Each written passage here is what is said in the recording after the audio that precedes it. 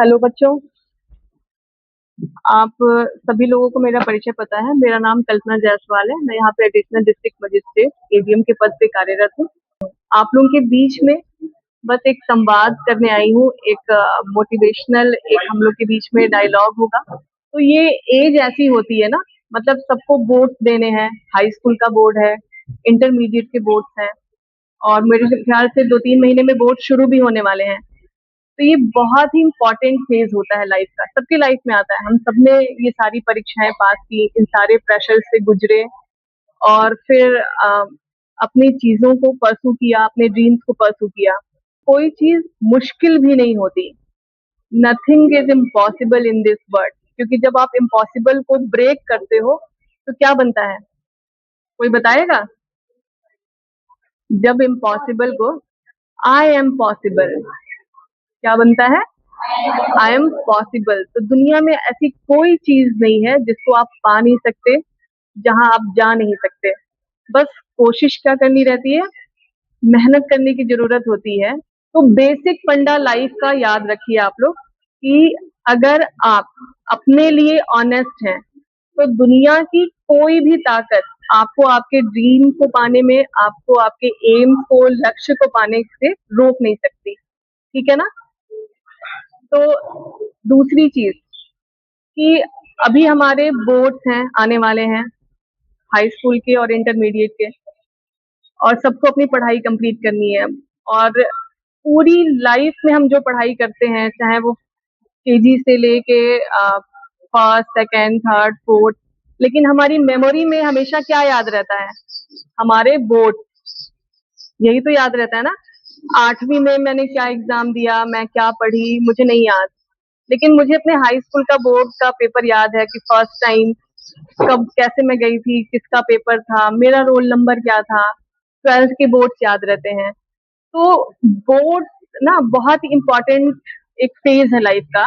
और ये नहीं कि मार्क्स हमको बहुत अच्छे लाने हैं, कैटेगरी बढ़ जाएगी कि ये फर्स्ट डिवीजन करती, कि आप फर्स्ट डिविजनर हो, सेकंड डिविजनर हो, थर्ड डिविजनर हो। ये दिखाता है कि आपका डेडिकेशन। जब आपके पास दुनिया में कोई काम नहीं था, सिर्फ एक काम आपको दिया गया था, पढ़ने का, सिर्फ यही काम था ना, तब आपने कितना डेडिकेशन दिखाया उसके लिए, कितना समर्पण दिखाया। ये डिनोट करता है कि एक काम जो आपको सौंपा गया था, उसमें आप कितना परफेक्शन के साथ, कितना डूब के उस काम को पूरा किए। हर समय मौका होता है, हर टाइम एक अपॉर्चुनिटी होती है कि हम अपनी गलतियों को सुधार सके, और हमेशा वो टाइम आपके पास रहेगा। तो एक में कभी कम आ गए, किसी क्लास में कम आ गए, तो हमें क्या करना है? बहुत निराश नहीं होना है। अगली क्लास में हमें बहुत ज्यादा डेडिकेशन और मेहनत दिखानी है। आप लोग बहुत लकी हो। मतलब मैं कंपैरिजन करूंगी दो तरीके से, कि हम लकी थे हमारे टाइम में, क्योंकि हमारे पास डिस्ट्रैक्ट होने के लिए बहुत ऑप्शन नहीं थे। सोशल मीडिया नहीं थी, ये मोबाइल नहीं थे, बहुत सारे चैनल्स नहीं थे, बहुत सारे इतने ढेर सारी कैटेगरी नहीं थी हमारे पास। हमारे टाइम में क्या होता था, एक दूरदर्शन था बस, और उसमें लिमिटेड टाइम होता था कि सुबह समाचार आएगा, दोपहर में एक दो प्रोग्राम्स आएंगे, शाम को न्यूज आएगा, और वही हमारा मनोरंजन का साधन था। बहुत ज्यादा हुआ बाहर, दो चार खेल खेल लिए, दो चार दोस्त बन गए। ना फेसबुक था, ना ट्विटर था, कोई ऐसे सोशल प्लेटफॉर्म्स नहीं थे, तो हम डिस्ट्रैक्ट कम होते थे। ठीक है? और तो हमारे पास काम क्या बचता था? है पढ़ाई, कि हमको अपनी बुक्स उठानी है, पढ़ाई करनी है। लेकिन आप लोग की तरह हमारे पास ऑप्शंस नहीं थे। मतलब अगर आप एक क्लिक पे चाहो, अपने किसी भी ड्रीम से संबंधित आप कुछ भी मटेरियल पा सकते हो। हम बहुत सारे करियर ऑप्शंस आपके पास खुल गए हैं, हमारे पास वो अपॉर्चुनिटी नहीं थी। हमारे पास क्या था, लिमिटेड वो थे, एक सेक्टर्स बने हुए थे। लगता है कि अच्छा मुझे ये बनना है, मुझे टीचर बनना है, कभी लगता है नहीं नहीं डॉक्टर बनना है, कभी लगता है, ऐसे चेंज होते हैं ना, कि कभी कोई मूवी देख लिया तो कुछ उससे इंस्पायर हो गए। तो कंफ्यूजन रहता है। बहुत कम बच्चे होते हैं जो बहुत क्लियर होते हैं बचपन से कि मुझे यही काम करना है और उसी फील्ड में आगे बढ़ना है, वो बहुत क्लैरिटी होती है। 3 कैटेगरी होती है, क्लियर होते हैं, एक नहीं क्लियर होते हैं, कंफ्यूज रहते हैं, और एक तो क्लियर ही नहीं रहता है। ठीक है? तो हमारा जो नेचर होता है ना, हमारी जो स्वभाव है, जो हमारा वो 3 हमारे अंदर गुण होते हैं, सत्व गुण, रजस्व गुण, तमस गुण। सुने हो इसको, गुणों के बारे में? अच्छा, ये मतलब हाँ, बहुत छोटी सी चीज होती है कैटेगरी की, मतलब एक आदमी के अंदर 3 तरह की क्वालिटी होती है, और इन तीनों में से जो प्रोमिनेंट क्वालिटी होती है वो उसका नेचर बन जाता है। ऐसे राह चलते बोल देते हैं, बहुत फिलोसफर मत बनो, बोलते हैं ना, किसी को टॉन्ट बोल, कोई कुछ बहुत अच्छी बातें समझा देता है, कहते हैं ज्यादा फिलोसफी मत झाड़ो। कहते हैं फिलोसफी मीन्स गहरी बात। जैसे फिलोसफी जो होती है ना, उसी को हिंदी में दर्शन शास्त्र, पूरा ये रूपांतरण अनुवाद तो नहीं है, लेकिन फिलोसफी का अनुवाद माना जाता है दर्शन शास्त्र को। तो दर्शन जो है ना, वो दृश्य धातु से बना है। दृश्य मतलब देखना, मतलब आप हमें देख रहे हो, हम आपको देख रहे हैं, जो आपको एक इंसाइट देता है, जो आपको समझने की ताकत देता है। और जब फिलॉसफी देखोगे तो ये 2 शब्दों से मिलके बना है, फिलॉस और सोफिया। ठीक है? फिलॉस का अर्थ होता है नॉलेज, सोफिया का अर्थ होता है लव। तो द लव ऑफ नॉलेज, ये होती है फिलॉसफी। जिसको ज्ञान से प्यार है, जिसको पढ़ने से, अगर आपको पढ़ने से प्यार हो जाए ना, तो इससे बड़ी चीज कुछ होगी? कुछ नहीं, पूरी लाइफ आपकी चेंज हो जाएगी। ठीक है? तो उसमें जब हमारी इंडियन फिलॉसफी में आओगे, तो कुल हमारे पास 9 स्ट्रीम है फिलॉसफी की। ठीक है? मतलब 9 शाखाएं हैं, 9 जोन है, मान लो। स्यादवाद ये कहता है ना, एक हाथी का एग्जाम्पल सुना होगा तुम लोगों ने भी, छोटे छोटे क्लासेस में पढ़ा भी होगा कि 6 अंधे होते हैं और उनके बीच में एक हाथी छोड़ दिया जाता है, मतलब उनके आंखों पे पट्टी बांध करके, या अंधे ही मान लो, और उनको ये नहीं पता कि हाथी कैसा है।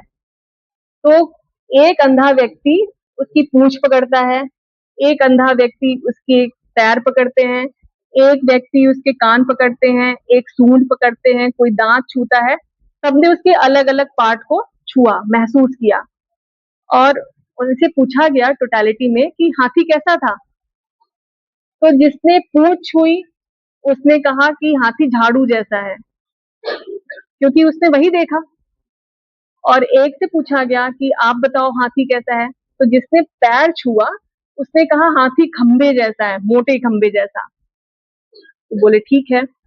फिर एक से पूछा गया कि जिसने कान छुआ उससे पूछा गया कैसा है, बोला हाथी सूप जैसा है। ठीक है? फिर जिसने टंग उसकी छुई, सूंड छुई, उससे पूछा गया तो उसने अलग डिफाइन किया। जिसने जो पार्ट छुआ उस तरह डिफाइन किया। तो स्यादवाद कहता है ना कि हम सारे लोग भी ऐसे हैं, हम सारे जो मनुष्य है ना, वो आधा अधूरा सच जानते हैं, और जो जितना जानता है उसी पे वो सत्य होने का दावा कर देता है कि मैं ही सही हूँ, जबकि वो पार्शियल सही है। पार्शियल सही है ना? जिसने बोला कि हाथी झाड़ू जैसा है, क्या वो झूठ बोल रहा था? नहीं बोल रहा था ना, वो उसका पार्शियल ट्रुथ था, वो उसका छोटा सा सच था, आंशिक सच था। जिसने कहा खम्बे जैसा है, क्या वो झूठ बोल रहा था? नहीं बोल रहा था, लेकिन पूरा सच नहीं था। जिसने बोला सूप है, क्या वो पूरा सच था? क्या वो झूठ था? नहीं था, लेकिन वो पूरा संपूर्ण ज्ञान नहीं था। तो कभी भी पार्शियल, हम बहुत पार्शियल, ये यूनिवर्स बना, ये यूनिवर्स जब आप फिलोसफी या हिस्ट्री पढ़ोगे आगे, या साइंस पढ़ोगे, या ज्योग्राफी पढ़ोगे, तो पता चलेगा ना कि हम एक इस पूरे ब्रह्मांड के एक बहुत छोटे से तुच्छ हिस्सा है। मतलब हमको गुमान होता है ना कि हम ये हैं, हम वो हैं, हम कुछ नहीं है। हमसे बिरले लोग हैं, आए चले गए और आएंगे भी। ठीक है? तो ये गुमान और ये अहंकार कि मैं ही सब कुछ हूँ, मुझे सब पता है, और ये सारी चीजें नहीं होनी चाहिए। अब सोचो, जब ये यूनिवर्स बना ना, जब ये संसार बना, तो लगभग 450 करोड़ साल पहले, मतलब सालों की बात नहीं कर रही हूँ, 450 करोड़ साल पहले ये यूनिवर्स बना। लगभग 370। मतलब ये अनुमानित है, ये मत कहना कि स्टक हो जाना कि इतना ही ऊपर नीचे, मतलब ये स्टडीज है, ये अध्ययन है, ठीक है, कि ऐसा अनुमान लगाया जाता है कि जब ये संसार बना तो इतना पुराना हो सकता है। ठीक। अब इसमें लाइफ कब आई? शुरू से तो लाइफ थी नहीं। शुरू एक स्ट्रक्चर था, बिग बैंग थ्योरी आपने पढ़ोगे आप लोग आगे भी। जब आपके अंदर जिज्ञासा होगी ना, तो आप लोग यूट्यूब पे ये सब सारी चीजें सर्च करना शुरू करोगे। जैसे अभी आप जो फालतू के रील्स देखते होगे, टाइम वेस्ट करते होगे, ये टाइम दोबारा नहीं आएगा आपके लाइफ में। और फिर जब आपके पास पछताने के लिए कुछ नहीं होगा, तो फिर आपको लगेगा कि मैंने अपना कितना खूबसूरत टाइम, कितना इम्पोर्टेंट टाइम मैंने फालतू की चीजों में वेस्ट कर दिया। बनना चाहते हैं, भले ही मैं कांस्टेबल बन जाऊं, लेकिन अपने नहीं तो भले कांस्टेबल नहीं तो फिर मैं आगे मेहनत और स्काई इज द लिमिट होना चाहिए ना, तो बनो। क्या करूं? तो पहले मैंने क्या कहा, पहले आपको 12th तक की पढ़ाई ईमानदारी से कंप्लीट करनी है, क्योंकि कोई भी कंपटीशन आप दोगे, कोई भी कॉम्पिटेटिव एग्जाम दोगे, तो वो क्या पूछेगा? 12th स्टैंडर्ड तक की सारे math, physics, science, Hindi, history, geography, ये सारी चीजें यही तो आती हैं कि कहीं कुछ पैरासूट या कुछ मंगल ग्रह से आता है? नहीं आता है ना। ये जो हमारा सिलेबस है ना, यही हमारा आंसर है हर क्वेश्चन का। तो अपने सिलेबस को पूरा अच्छे से कंप्लीट करना है, ठीक है। और अभी सोचो ना तो बड़ा सोचो कि आईपीएस बनना है, ठीक है। तो उसके लिए आपको पहले अपने अपने बोर्ड्स करने हैं, ग्रेजुएशन करना है, क्योंकि जब भी आप एडमिनिस्ट्रेटिव सर्विस में जाते हो ना, तो आपको स्नातक की डिग्री मांगता है, और वो 21 साल पूरा होना चाहिए, ठीक है। तो स्नातक की डिग्री वो कोई भी स्ट्रीम में हो सकती है, बीए हो सकता है, बीकॉम हो सकता है, बीएससी हो सकता है, 5 ईयर एलएलबी हो सकता है, कुछ भी हो सकता है, ठीक है। तो पहले अपनी पढ़ाई एकेडमिक्स पे ध्यान देना है, और सबसे खूबसूरत बात, हमको सबसे अच्छा इंसान बनना है। अगर आप ऑनेस्ट हो अपने लिए, अपनी फैमिली के लिए, अपने कॉलेज के लिए, अपने दोस्तों के लिए, तो आप कोई भी काम करोगे ना, तो ऑनेस्टी के साथ करोगे। तो अपने अंदर सबसे पहला गुण लाना है ऑनेस्टी, ठीक है। और किसी को कुछ पूछना है?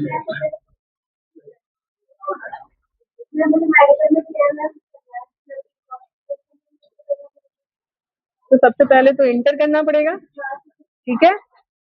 उसके बाद आपको इंटर के बाद आपको नर्सिंग कॉलेज में एडमिशन लेने पड़ेंगे। मतलब पहले अपना 12th पढ़ो बच्चा आप लोग, ठीक है। पहले अपने 12th में बहुत, मैंने क्या कहा, 12th जो है ना, या बोर्ड जो होते हैं, वो सिर्फ मार्क्स के लिए नहीं होते या बेस नहीं होते, वो डेडिकेशन होता है कि एक काम जो आपको सौंपा गया था, उस काम को आपने कितनी शिद्दत से किया है।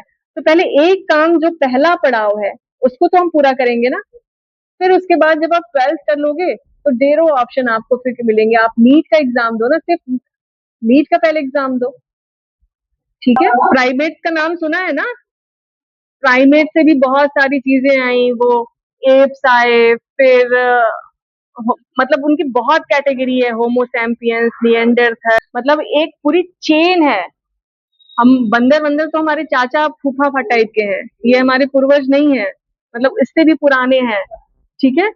हम 4 पैरों पे चलते थे, फिर 2 पे आए, 2 पे आए तो फिर दूर तक देखना शुरू किए, 2 हाथ फ्री हुए, ब्रेन डेवलप हुआ, फिर इससे इससे हमारा विकास हुआ, और आज हम और आप कितने ब्लेस्ड हैं कि इस एडवांस और सिविलाइज सोसाइटी में हम को जीने को मिल रहा है, सांस लेने को मिल रहा है, पढ़ने को मिल रहा है, आपके पास और कोई रिस्पॉन्सिबिलिटीज नहीं है। फिलोसफी बहुत खूबसूरत सब्जेक्ट है जो आपको एक्सेप्टेंस देता है। जैसे आप कोई भी स्ट्रीम ले लो, आप बीए ले लो, बीकॉम ले लो, बीएससी ले लो, उसके बाद उसका मास्टर डिग्री करो, मतलब एमए करो, एमएससी करो, एमकॉम करो, लेकिन लास्ट में हर सब्जेक्ट किस पे जाती है? फिलोसफी पे। MPhil, master in philosophy, PhD, doctorate in philosophy. तो वो फिलोसफी को कहते हैं साइंस ऑफ साइंसेस, सारी साइंस का। ये आपको देखने का, सोचने का, समझने का तरीका देता है, ठीक है। फिर आपको अपने फैसले जो लेने हैं ना, बड़े ये सारी चीजों को ध्यान में रखते हुए सोच समझ के लेने हैं, क्योंकि एक गलत फैसला अगर आपका हुआ और सारी लाइफ आपकी स्पॉयल हो गई ना। तो हमेशा अपने करियर को लेके और अपने जो आपके घर की जिम्मेदारियां हैं उसके प्रति आपको ईमानदारी बरतनी है और अच्छे से पढ़ाई करनी है। हम दूसरों की थॉट्स को एक्सेप्ट करना है, दूसरे के दूसरे लोगों को सम्मान देना है। ठीक है, सम्मान जब आप दोगे तभी तो पाओगे। ठीक, तो ये सारी चीजें आप लोगों से मैं बताने आई थी कि कोई भी चीज आपको थाली में परोस के नहीं मिलने वाली है, आपको उसके लिए मेहनत करनी है।